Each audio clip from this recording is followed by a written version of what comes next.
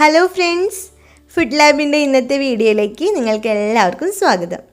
ഇന്ന് ഞാൻ ചെയ്യാൻ പോണത് ഒരു സ്പെഷ്യൽ ബനാന പാൻ കേക്ക് ആണ് കേട്ടോ.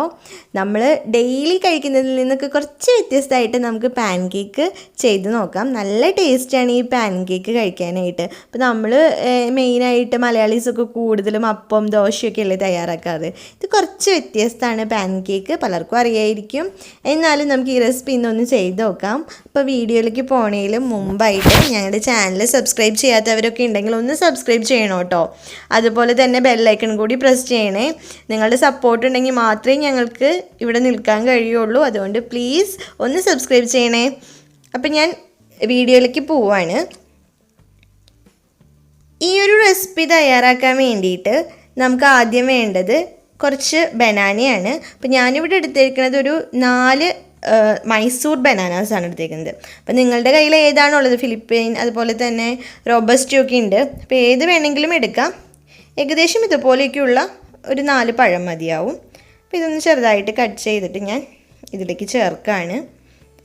നമുക്കിതൊക്കെ നന്നായിട്ട് അരച്ചെടുത്തിട്ടാണ് ഈ ഒരു പാൻ കേക്കിൻ്റെ മിക്സ് റെഡിയാക്കേണ്ടത് കേട്ടോ.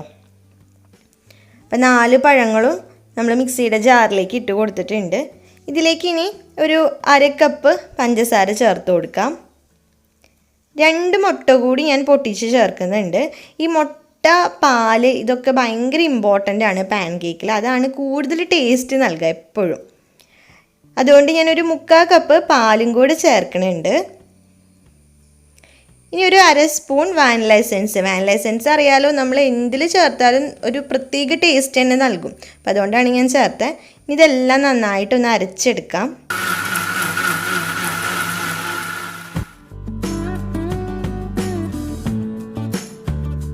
ഇപ്പോൾ കണ്ടോ, ഞാനൊരു സ്പൂൺ വെച്ച് ചെക്ക് ചെയ്ത് നോക്കുകയാണ് എന്തെങ്കിലും തരിയൊക്കെ ഉണ്ടോയെന്നേ. അപ്പോൾ തരി ഉണ്ടെന്നുണ്ടെങ്കിൽ നമുക്ക് ഇത് വീണ്ടും അരച്ചെടുക്കേണ്ടി വരും. അപ്പോൾ ഇതെല്ലാം കറക്റ്റായിട്ടാണ് വന്നേക്കണേ.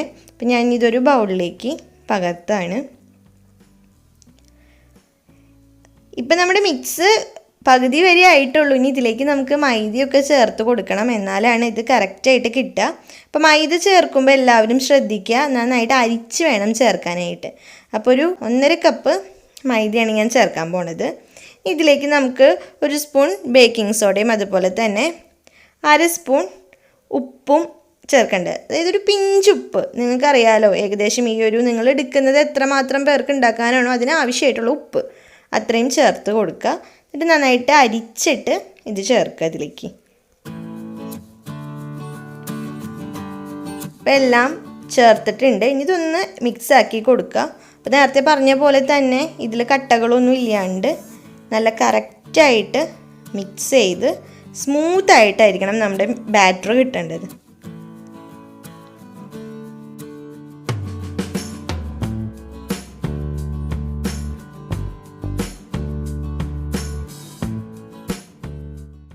ഇപ്പോൾ കണ്ടോ, നല്ല സ്മൂത്തായിട്ട് വന്നിട്ടില്ല, നല്ല ജെല്ലി പോലെയായിട്ട് വന്നിട്ടുണ്ട്. അപ്പോൾ ഈ ഒരു കൺസിസ്റ്റൻസിയിലാവുമ്പോൾ നമുക്കിത് ചുട്ടെടുക്കാം. അപ്പോൾ ഇതുപോലൊരു പാനാണ് ഞാൻ എടുത്തേക്കണേ. അതിലേക്ക് നമുക്ക് ഓയിൽ തടവിയിട്ട് ഓരോ തവി വീതം ഒഴിച്ചു കൊടുക്കാം. അപ്പോൾ ഇത് അധികം പരത്താനൊന്നും പാടില്ല. നമ്മൾ ആ ഒരു തവി വെച്ചിട്ട് ഒഴിക്കുന്നത് അതുപോലെ തന്നെ ജസ്റ്റ് ഒന്ന് റൗണ്ടായി വരില്ലേ, അതുപോലെ തന്നെ മതി. കാരണം പാൻ കേക്ക്സ് ഒക്കെ എപ്പോഴും സ്മോൾ ആയിരിക്കും സൈസിൽ. ഇതൊന്ന് മൂടി വെച്ചിട്ട് നമുക്ക് 2 മിനിറ്റ് വേവിക്കാം. 2 മിനിറ്റ് ആയിട്ടുണ്ട്. ഇനി വീണ്ടും ഇത് നമുക്ക് മറച്ചിടണം. അപ്പോഴും നമുക്ക് 2 മിനിറ്റ് തന്നെയാണ് വേവിക്കേണ്ടത്. ഇപ്പം കണ്ടോ, എഗ്ഗൊക്കെ ചേർത്തേക്കണോണ്ടാണ് ആ പുറത്ത് ഇങ്ങനെ നല്ല നല്ല കറക്റ്റ് പാൻ കേക്കായിട്ട് വന്ന് കിട്ടിയേക്കണേ.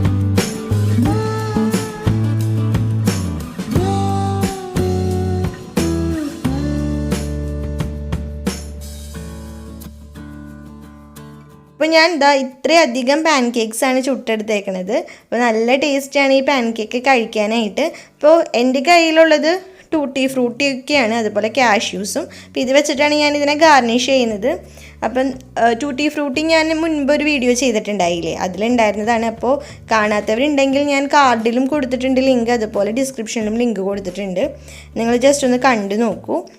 ഇനി ഈ പാൻ കേക്ക് നിങ്ങൾക്ക് എന്താണ് നിങ്ങളുടെ കയ്യിലുള്ളത് അത് വെച്ച് ഗാർണിഷ് ചെയ്യാം കേട്ടോ. പിന്നെ മേപ്പിൾ സിറപ്പൊക്കെ ഉള്ളവർക്കാണെങ്കിൽ അതും വെച്ച് ഗാർണിഷ് ചെയ്ത് കഴിക്കാം, നല്ല ടേസ്റ്റാണ്. ഇനിയിപ്പോൾ ഹണി വെച്ചിട്ടാണെങ്കിലും കഴിക്കുന്നവരുണ്ട്.